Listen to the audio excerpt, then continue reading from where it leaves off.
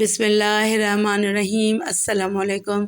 حضرت سلمہ رضی اللہ تعالیٰ عنہ اپنے شوہر ابو سلمہ رضی اللہ تعالیٰ عنہ کی وفات کا واقعہ اس طرح بیان کرتی ہیں کہ وفات کے وقت میرے شوہر کی آنکھیں کھلی تھیں جبکہ جسم حرکت میں نہ تھا اور نہ ہی وہ بول سکتے تھے۔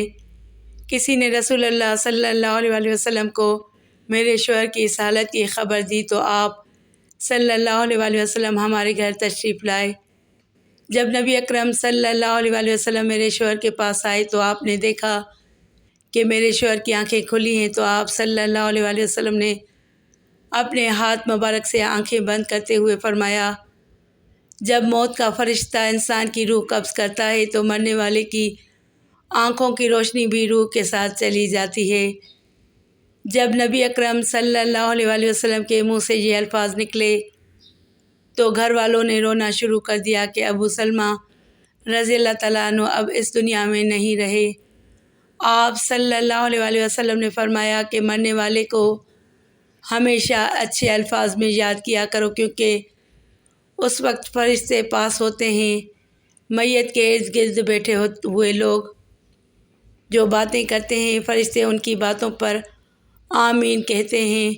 پھر نبی اکرم صلی اللہ علیہ وسلم نے اللہ تعالیٰ سے دعا کی کہ اے اللہ ابو سلمہ کو قبر کے عذاب سے محفوظ فرما اور اس کو اپنے خاص بندوں میں شامل کر لے جن پر تیرا خاص کرم ہے۔ ان کی قبر پر اپنی رحمتیں فرمانا اور قبر کو نور سے مالا مال کر دینا۔ نبی اکرم صلی اللہ علیہ وسلم کی اس دعا سے ثابت ہوتا ہے کہ جب مسلمان وصال کر جاتا ہے تو اللہ تعالیٰ مسلمان کی قبر میں نور اور رحمتیں عطا کرتا ہے، جبکہ غیر مسلم مرتا ہے تو اللہ تعالیٰ اس کی قبر کو تنگ اور عذاب سے بھر دیتا ہے۔ اس دنیا سے پردہ کرنے کے بعد انسان کے لیے سب سے خطرناک پہلی منزل قبر ہی ہے۔ اگر انسان اپنی پہلی منزل یعنی قبر کے عذاب سے بچ جائے تو اس کے لیے باقی سب منزلیں پار کرنا کوئی مشکل نہیں رہ جاتا۔ اسی لیے نبی اکرم صلی اللہ علیہ وسلم نے فرمایا کہ انسان کے مرنے کے بعد بہت سی منزلیں طے کرنا پڑتی ہیں، جن میں سے سب سے پہلے قبر کا عذاب ہوتا ہے۔ اگر انسان قبر کی سختی سے بچ جائے تو دوسری منزلیں اس کے لیے آسان ہو جاتی ہیں۔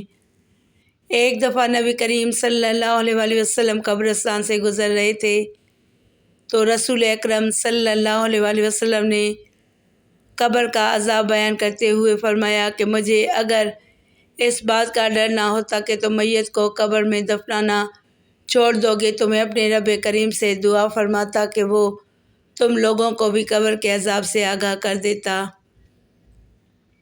بالکل اسی طرح جس طرح میں دیکھ رہا ہوں اور سن رہا ہوں۔ آپ صلی اللہ علیہ وسلم نے جب صحابہ کرام کو قبر کے عذاب سے آگاہ کرتے تو سب کے رونگٹے کھڑے ہو جاتے۔